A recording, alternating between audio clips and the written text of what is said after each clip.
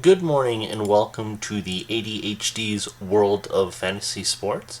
It is Friday, August the 11th. I'm going to go over a quick rundown on my teams, as yesterday was the trade deadline for my baseball teams, or at least all my Yahoo Sports teams, of which I made one trade, and I will start off with that one here. In the Year 6 Dynasty Keeper, I'm in 14th place. I'm going to trend backwards. I'm losing again. I'm on pace for a top 5 draft pick.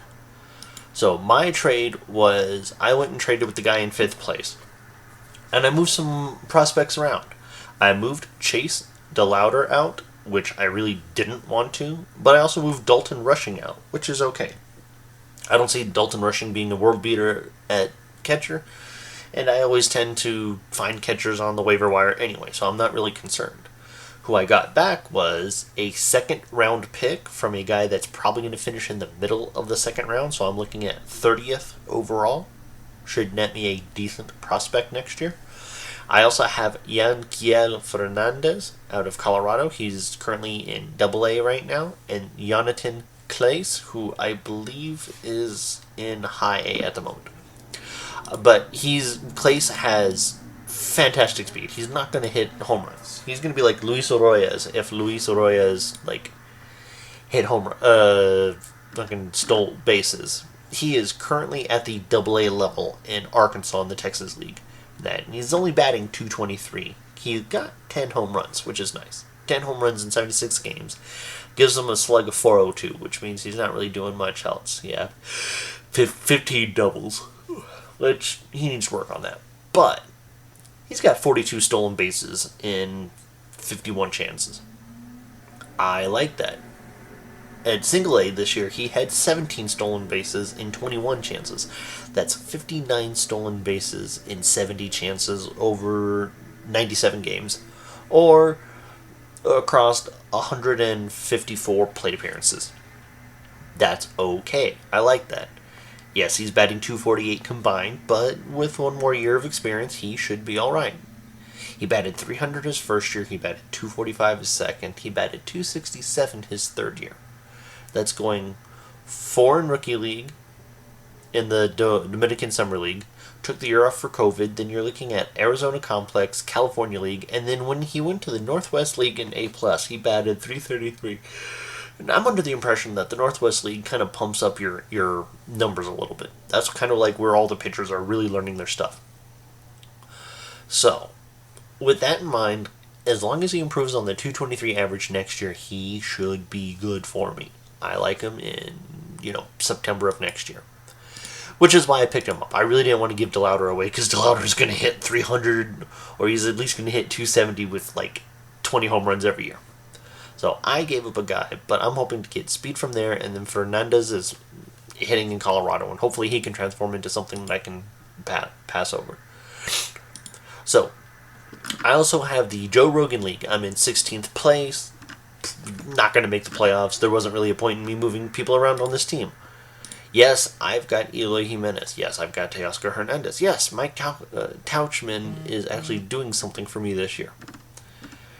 Got Garrett Cole on this team. Corbin Burns on this team. Marcus Stroman, Kyle Bradish. I don't have a bad pitching staff. I just could never get the hitting to work all at once.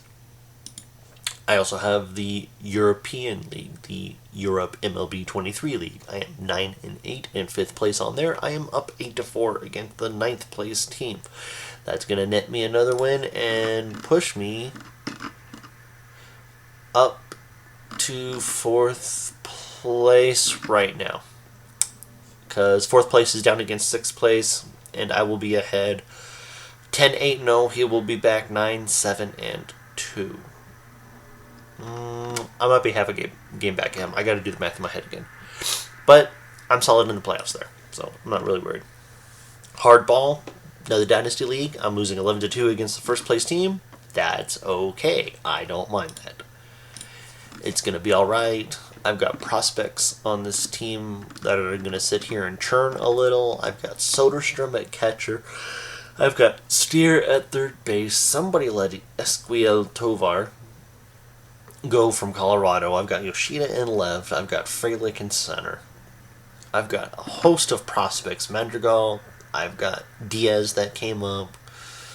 I've got Luis Garcia, which I'm mad I didn't move last year. I should have moved him for a set of prospects that would have netted me Corbin Carroll. And, I guess Yoshida plus Garcia last year, I guess, would have been worth Carroll. I really wanted Yoshida, but that's probably what the price would have been. I've also got Chase McCormick on that team. I've got Will Benson on that team. I've got Brett Batty, who needs to put it together for the Mets. Could have moved Batty as well. I've got Yona Jaime at catcher. I've got catchers coming out the wing in this team. I should have moved Alberto Bardesi. And then I've got Nick York, Joey Ortez, Drew Jones, Marcelo Meyer, Mason Wynn, Buddy Kennedy, and Dominic Fletcher all on my team. Kind of have a little bit of an Arizona bent there in the minors. Dalton Rushing, I can always move, but Dalton Rushing is supposed to have good high upside. I need to move him for the right piece, but I can do it. Maybe I can move Garcia and someone else for Garcia and Rushing for someone. Or I can take Soderstrom. I should have moved Soderstrom, to be honest. Maybe that's what I should have done last year. And then on my pitching staff, I have Grayson Rodriguez, JP France, Nick Pivetta, Christopher Sanchez, and a whole host of random relievers, including the one from Milwaukee. I've got Garrett as a prospect pitcher. I've got Senga. Tristan McKenzie is injured right now. Kyle Wright is injured right now. Tink Hence is in the minors, and Gavin Stone is in the minors. So I've got decent prospects. Maybe I can move someone for Kyle Harris, and hopefully Harris changes his tune. Maybe I move Tyler Soderstrom. Because Diaz is starting. Because Diaz is the better offensive catcher over Martin Maldonado out there in Houston. So I've got them. Yona Heim seems to have finally put that crap together. If not, no harm, no foul. Like I said, it's a catcher. I can find another one. So yeah, most of my pitching value is sitting on the bench right now. Cooperstown 16. I'm up 11-3 against the 13th place team. I really don't have any issues with this league. It should be fun to see what the hell happens to it down the stretch. Valdez is still falling apart for my pitching staff. Luzardo is doing the Luzardo thing. And thank God Yu Darvish has finally figured out his stupid crap the last 3 starts. Outside of that blow up against Pittsburgh, and that he has been solid since the middle of July. Quality start, quality start, quality start. 1, 2, 3, 5 of his last 6 have been quality starts. So now his ERA is back down toward 4, which is about where it's been the last 2-3 years. Cooperstown small. 3rd place, down 7-5. I'm going to make the playoffs in this league. Not going to be pretty, but I'm going to make the playoffs in this league. At least tell myself that to make sure it's okay. Gotta move Snell into the lineup and Burns into the lineup. This is the one where I picked up Shohei Ohtani. I picked him up on Monday. That particular trade looked like transactions. Yes, when you're doing this on the fly, it kind of fucks around. I moved Eduardo Julian, Brandon Drury, and Max Muncy, which kills a lot of my offensive depth. A lot. But I wanted the Ohtani pitcher. I probably could have done it just with Muncy and Julian. Or Muncy and Drury. Because, Julian's backed off a little bit. Drury, whoops. And Muncy's doing his Muncy thing.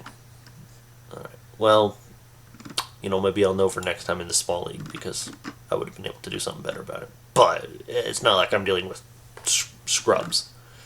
This is a league where you have strikeouts and assists, so those I think I know how to manipulate. I've got my Dumb and Dumber league. I'm in 8th place. I'm up 7-5 against 6th place. Maybe something can happen for me here. I don't know. We'll see what happens. I'm not holding high hopes for this team. This is the one that I've unfortunately badmouthed quite a bit in the last couple weeks. So we'll see what happens with this one.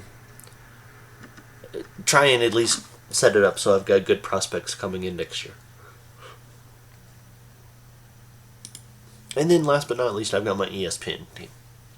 I am down 8-4 against the guy that I said was going to crush it as soon as pitching staff got his shit together, and it has. The last 2 weeks, his pitching staff has gotten his shit together. And my team is just like... Everybody that was hot earlier this year are cold.